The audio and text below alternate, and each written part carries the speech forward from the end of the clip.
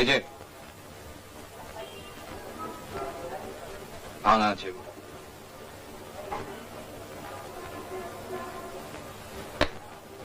আরে বেশ কিছুক্ষণ থেকে লক্ষ্য করছি তোমার। ও এত ডিপ্রেস দেখাচ্ছে কেন? না, এই রোদে ঘুরছি তো, মাথাটা একটু ঘুরেছে।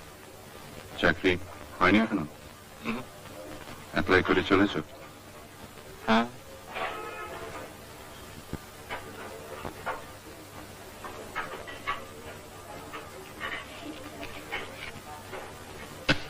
শেষে এমন একটা সময় আসবে যখন তুমি নিজেই বিশ্বাস করতে শুরু করবে যে তোমার মধ্যে কোনো গুণ নেই, অথচ সেটা তো সত্যি না।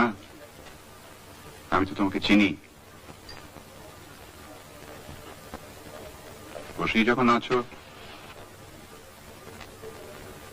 আমাদের ওদিকে একদিন চলে এসো না কেন?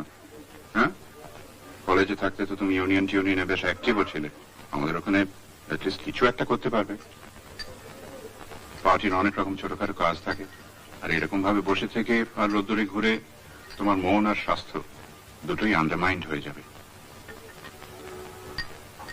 কি আসবে নাকি তোমার রাজনীতির উপর আর বেশি রাস্তা টাস্তা নেই?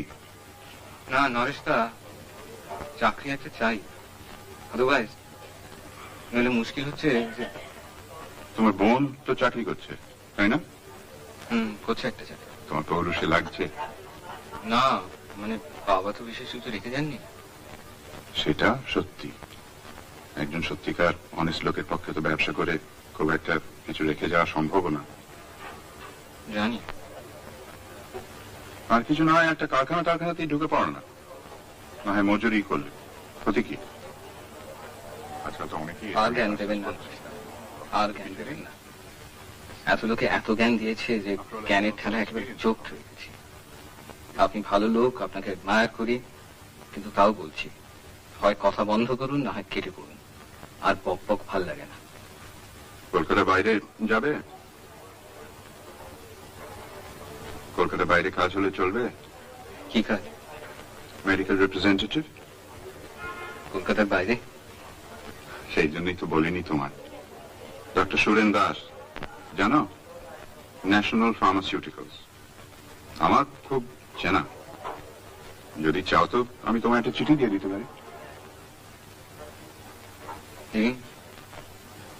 কথাটা তো একবার বলে দেখি।